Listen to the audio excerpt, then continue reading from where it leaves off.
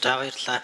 Юу Баянзүрх дүүргийн зөвхөн иргэн саналаа хэлчихэж байгаа юм. Миний бодлоор би нэг ганц зураг яач микрофоны татаад өгөөрэй. Улаанбаатар хотын агаар бол маш том асуудал бүгд мэдж штеп. Монгол улсын хүн амын 50% нь өөрлөж байгаа асуудал. Гэтэл энэ асуудлыг хянаж байгаа хяналтын цэг одоогоор яг нэг олон нийт шууд ороод үздэг хяналтын цэг нь 19 ширхэг л байна. Гэтэл энэ бол одоо дэлхийн хамгийн бохирдолтой хотуудын жагсаал дээр Улаанбаатар бол дандаа топ 5-д явж байгаа шүү дээ.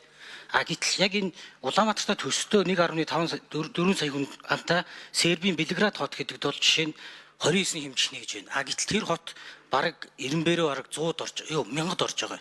Тэгэхээр бараг агаарын бохирдолгүй хотод бүр 20 хэдэн ширхэг станц байна те. Яагаад ингэж олон станц байх ёстой юм бэ гэд хүмүүс бас жоохон нэг шүүмжилж байгаа. Яагаад би энийг ийм жижиг багжаар одоо Улаанбаатар хотын энэ зөвхөн иргэний зүгээр жижиг гар багч л та том станц биш.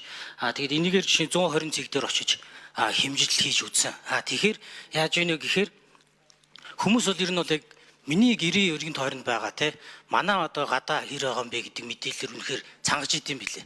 Яг те чи манай дээр очиод хэмжихгүй байсан. Жохоо хоошоо эргээд офицерыг хэмжиж өгчихгүй байсан юм бэ гэсэн хөсөлтүүд аягүй их ирээд байгаа хөө. Тэгэхээр энэ болохоор хүмүүс яг ийм бодит гэрийг нь хажууд хэр байгаа вэ гэдэг мэдээлэлээр дутж байна. Ийм том олон нийтийг хамарсан эрүүл мэндийн асуудал дээр 20 хүрэхгүй станц байгаа нь бол хэтэрхий зөөхөн байна. Нэгдүгээрт.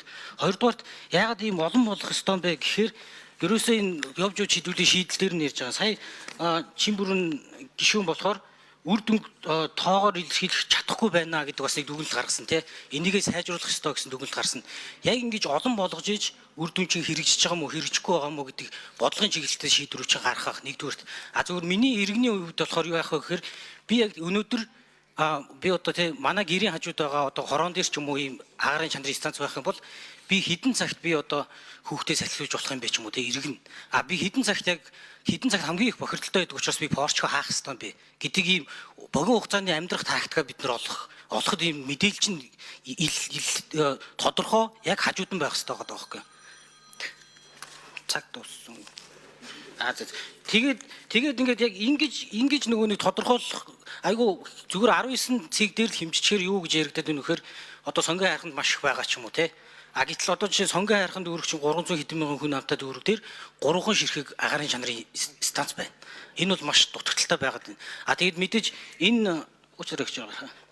Энэ багж бол одоо жишээ зүгээр би иргэн хөдлөлтөд авсан нэг 200 мянган төгрөгний ч юм уу багж байхгүй. Гэтэл энэ бол бас магадгүй хангалттай байж магадгүй одоо хэсгийн төлөөлөгчдөг ч юм уу өгөөд. За чухал мэдээлэл Отгонбаяр хэлж байна. Ер нь бол манай эрүүл мэндийн шинжээ сувдаас хэлжсэн тийм ээ. Тэр туг дарцаг тавиад агаарын бохирдлынхаа хэмжээгээр аюултайгаас нь хамаарат амьдралаа хүртэл зохицуулах асуудлыг ярьж штэ. Тэр сая их зүг юм хэлж байна. Порчко хүртэл онгойлгох юм үгүй мүү гэдгээ хүртэл мэдэх хэрэгтэй. Ингээд ерөөсөө олон нийтэд чиглэсэн үйл ажиллагаа нь өөр үр дүнтэй байх ёстой. Бид дэд хилцүүлэг дээр агаарын бохирдлын үндэсний хорооны дарга одон туяа сайд бас энэ асуудал яг тавигдсан.